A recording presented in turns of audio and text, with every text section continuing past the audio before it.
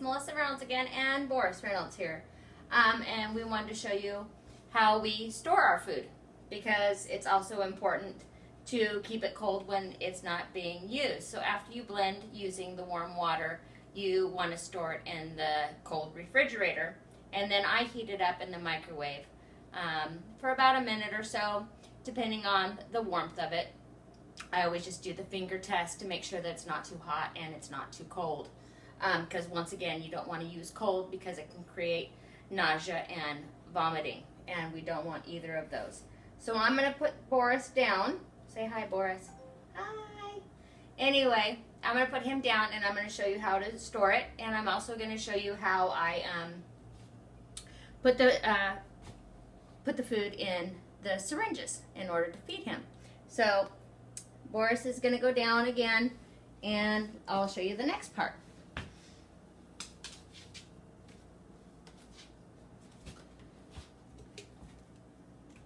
So I just use plastic containers.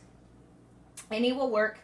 And I just pour the food in, of course, and then I'm going to use one of these to show you how to suction the food up.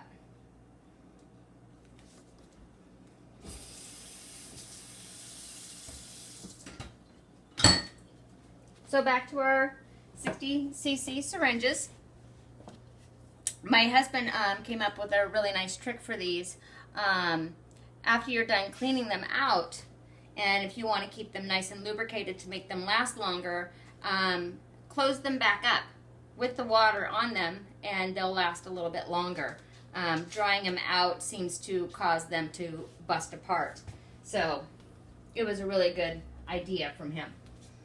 I'm going to move this. I always use some napkins, and then I use hot water to wash them off and, you know, keep them clean. So I just go ahead and suck it up all the way up,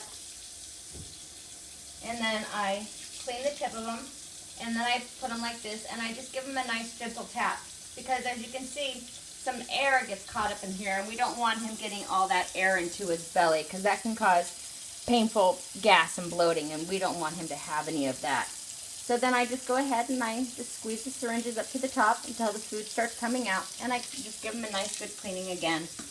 And that's what I do. I feed Boris 3 to 4 syringes at a time, depending on how his tummy is feeling and how he's doing. Sometimes we have to compound medicine for him. He gets Clavomox, and I'll show you that on another video at another time. Right now I'm just going to get his food ready. And on the next portion, I'm going to show you how to feed him, which is a nice, simple, easy process. And Boris does like to smack his lips. I'm going to pour this into here just to give me some extra.